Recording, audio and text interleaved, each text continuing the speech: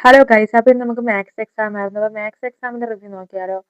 അത്യാവശ്യം പറയുകയാണെങ്കിൽ ക്വസ്റ്റ്യൻസും കാര്യങ്ങളൊക്കെ നല്ല എളുപ്പമായിരുന്നു.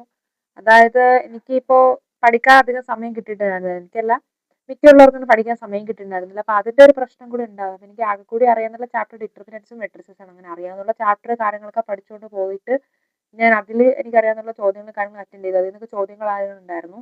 പിന്നെ 6 മാർക്കിന് ഡിറ്റർമിനൻസിൽ നിന്ന് ഉറപ്പായിട്ട് ചോദിക്കുന്ന ക്വസ്റ്റ്യൻ ഉണ്ടായിരുന്നു, സോൾവ് ദ ഇക്വേഷൻ എന്നൊക്കെ പറഞ്ഞിട്ട്. അങ്ങനെ ആ ക്വസ്റ്റ്യനും കാര്യങ്ങളും എഴുതിയിട്ടുണ്ടായിരുന്നു.